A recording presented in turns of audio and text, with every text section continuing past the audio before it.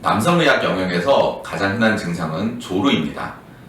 또한 남자를 가장 초라하게 만들고 큰 스트레스를 안겨주는 증상이기도 합니다.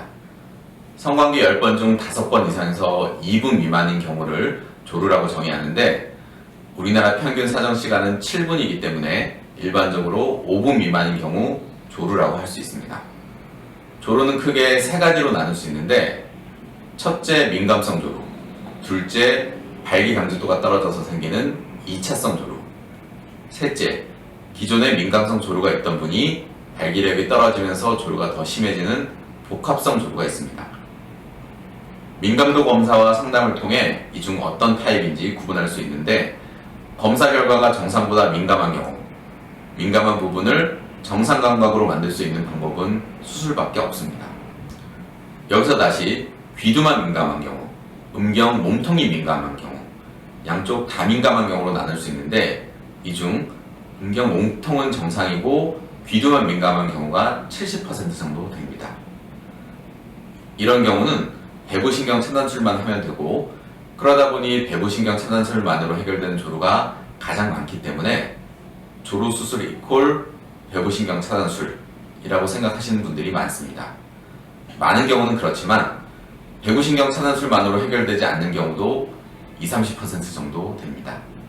바로 몸통만 민감하거나 귀두와 몸통 모두가 민감한 경우인데, 이 경우 3가지 이유 때문입니다.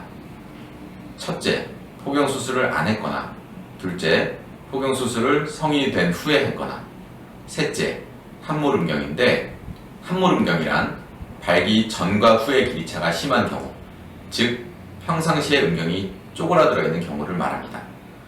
여기서 함몰은 귀두가 다 덮일 정도로 심한 함몰부터 몸통이 많이 수축되어 있는 정도까지 모두를 포함합니다. 우리 몸은 원래 접히거나 들어간 부분이 예민한데, 들어가 있는 음경이 몸 밖으로 노출되도록, 즉 함몰음경 자체가 교정되지 않으면 민감도도 좋아질 수 없습니다. 외형이 치료되지 않으면 기능도 치료될 수 없다는 뜻입니다. 조루로 찾아오시는 분들 중에는 몇 년 전에 신경차단술을 받았는데 하나도 효과가 없었다, 이런 분들이 많습니다.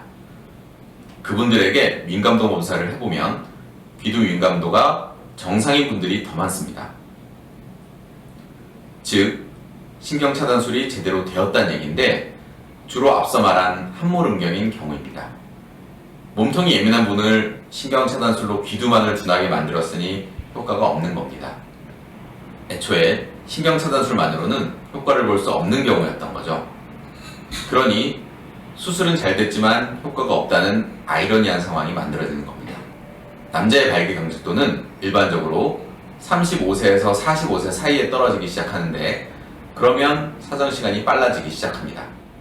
이처럼 포경수술을 안 했거나, 귀두가 민감하거나, 함몰음경이거나, 발기 강직도가 떨어진 경우, 심지어 전립선염이 있는 경우도 모두 증상은 조루라는 한 가지 증상으로 나타나기 때문에 조루가 그처럼 흔한 겁니다. 이 모든 것이 교정되어야만 비로소 좋아질 수 있기 때문에 귀두 확대, 음경 확대, 함몰음경 교정, 신경차단술, 발기강화술의 5가지 수술을 한 번에 진행하는 이른바 일석오조라는 수술이 탄생하게 된 겁니다. 모든 면이 좋아지지 않는다면 한 가지만 좋아질 수는 없습니다. 만약 조루 때문에 스트레스 받고 있으시다면 도대체 어떤 이유 때문인지 정확하게 진단하는 것이 조루 탈출의 출발점입니다.